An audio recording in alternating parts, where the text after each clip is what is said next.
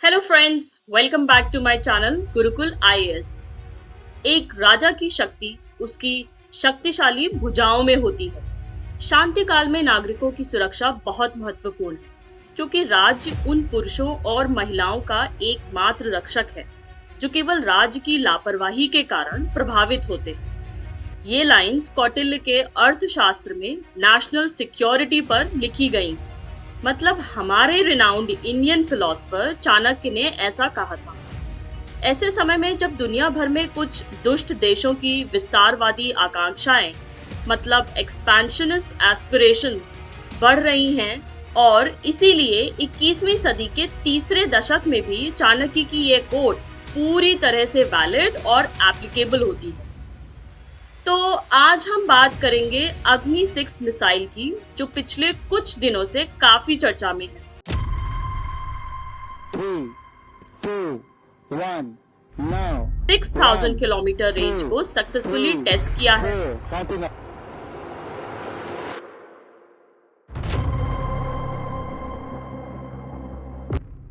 इससे न केवल हमारे पीस लविंग पड़ोसी मुल्क की हवा टाइट हुई है, बल्कि एक्सपेंशनिस्ट टेंडेंसी वाला चाइना भी घबराया हुआ है, क्योंकि अब हमारी मारक क्षमता स्ट्राइकिंग रेंज बीजिंग तक है।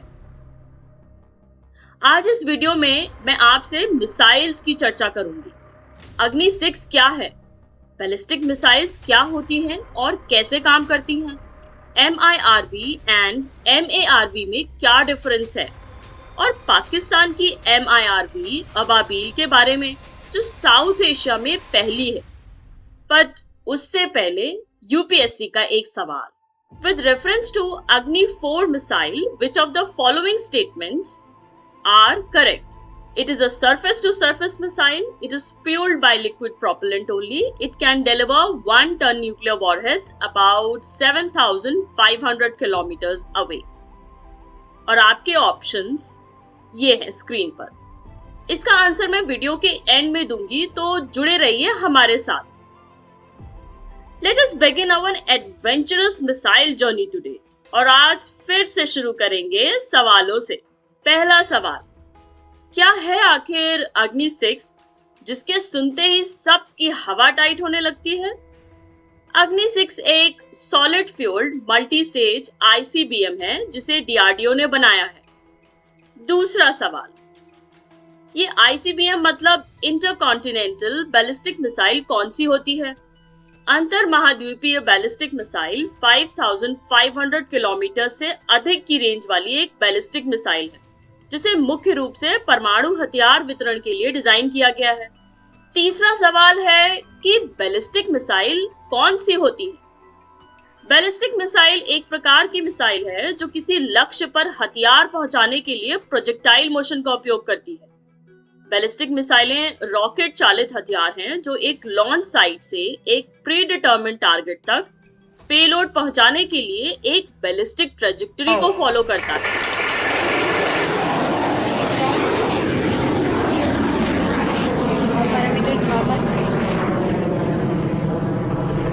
They are powered by a rocket or series of rockets in stages, then follow an unpowered trajectory, जो अपने intended target तक पहुंचने के लिए नीचे उतरने से पहले ऊपर की ओर झुकता है।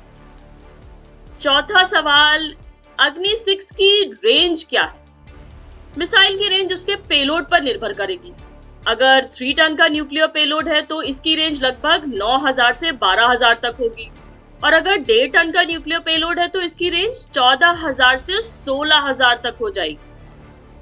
पांचवा सवाल, ऐसी क्या खासियत है अग्नि 6 में जो इसके नाम से उनकी रूह कांपने लगी? आप समझ गए ना किसकी? अग्नि 6 एक डिटरेंस का काम करेगी, क्योंकि इसकी रेंज इतनी ज्यादा है कि Chinese ballistic missile, submarine, aircraft carriers, China की वॉरशिप्स को साउथ इंडियन ओशन और सेंट्रल पैसिफिक ओशन में छिपाना भी चाहें तो छिप नहीं पाएगी। इसके अलावा अग्नि 6 एक साथ मल्टीपल टारगेट्स को हिट कर सकती है। ये 10 न्यूक्लियर थर्मोन्यूक्लियर वॉरहेड कैरी कर सकती है, क्योंकि ये एक MIRV मतलब multiple independent re entry vehicle and MARV मतलब मैन्यूवरेबल री एंट्री व्हीकल है। तो सिक्स्थ क्वेश्चन इस पे बेस्ड है कि ये MIRV एंड MARV क्या है।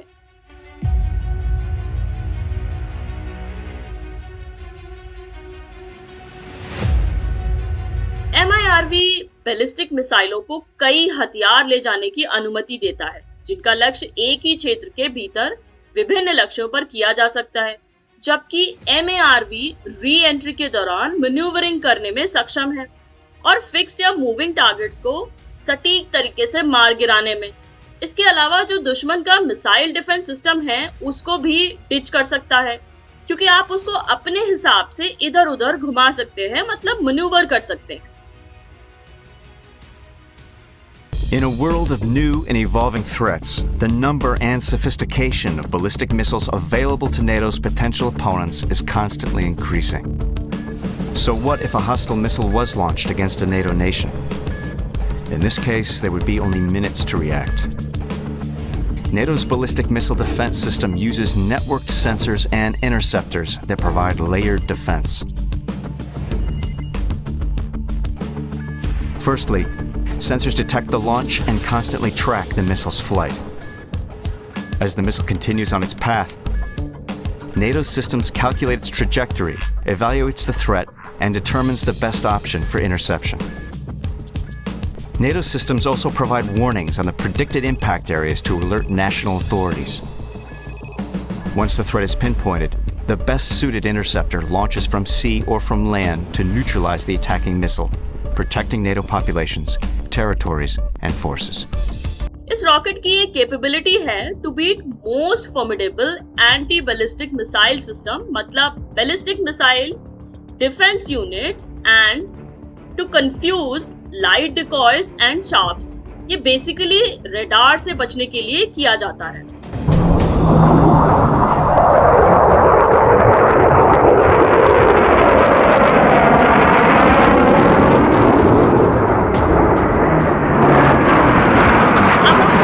की स्पेसिफिकेशन की बात कर लेते हैं और क्या यूनिक कैपेबिलिटीज हैं इसकी। अग्नि 6 कॉम्पोजिट मटेरियल से बना एक 4 स्टेज वाला रॉकेट माना जाता है और अगर जरूरत के दौरान भारतीय सेना को मिलिट्री सैटेलाइट को लो अर्थ ऑर्बिट में लॉन्च करना पड़ा तो उसमें भी सक्षम है। इस प्रकार इसमें FOBS fractional orbital bombardment system की कैपेबिलिटीज हैं। सातवां सवाल सबसे इंपॉर्टेंट क्वेश्चन ये है कि इंडिया को ऐसी दूर मारक कैपेबिलिटीज वाली मिसाइल की क्या जरूरत और इसकी शुरुआत कैसे हुई। तो इसके लिए कुछ साल पीछे जाते हैं। जून 2011 में पहली बार उस वक्त के वायुसेना प्रमुख मार्शल प्रदीप वसंत नाइक ने भारत की परमाणु क्षमता को बढ़ाने पर जोरदार तर्क दिया था। नाइक, जो चीफ ऑफ स्टाफ कमेटी के प्रमुख भी थे, उन्होंने कहा भारत को 10,000 किलोमीटर या उससे अधिक की रेंज हासिल करने के लिए ICBM कार्यक्रम को आगे बढ़ाना चाहिए। अप्रैल 2012 में अग्नि 5 के सफल प्रक्षेपण के बाद VK सारस्वत जी ने खुलासा किया कि भारत की अग्नि मिसाइल कार्यक्रम को सीमित करने की कोई योजना नहीं है तथा भविष्य में और अधिक मिसाइलें होंगी। भारत कर्नाड, ब्रह्मचलनी और राकेश कृष्णन सिम्हा जैसे प्रसिद्ध रणनीतिक विशेषज्ञों ने पास्ट में बार बार तर्क दिया कि भारत को निकट भविष्य में एक विश्वसनीय ICBM बल के साथ ग्लोबल स्ट्राइकिंग कैपेबिलिटी डेवलप करनी चाहिए। तो अब सवाल ये है, क्या स्टेटस है अग्नि 6 मिसाइल का। अग्नि 6 कार्यक्रम पहले से ही ट्रैक पर है और DRDO इसके साथ साथ SLBM वेरिएंट पर भी काम कर रहा है। मिसाइल का SLBM वर्जन मतलब सबमरीन लॉन्च बैलिस्टिक मिसाइल भारतीय नौसेना की अरिहंत क्लास की सबमरीन्स को हथियारों से लैस करेगा। DRDO ने 2012 में खुलासा किया था कि वह अग्नि 6 मिसाइल का एक और वेरिएंट भी विकसित करने की प्रक्रिया में है। यह सबमरीन से लॉन्च की जाने वाली सॉलिड फ्यूल की मिसाइल होगी जिसकी मैक्सिमम रेंज 6000 किलोमीटर होगी और इसका पेलोड 1 टन होगा। पुणे के DRDO साइंटिस्ट प्रदीप कुरुलकर, जो एक पाकिस्तानी एजेंट के जाल में फंस गए थे, ने पहली बार सार्वजनिक रूप से 2023 में अग्नि 6 लॉन्चर के विकास से संबंधित डिटेल्स का खुलासा किया।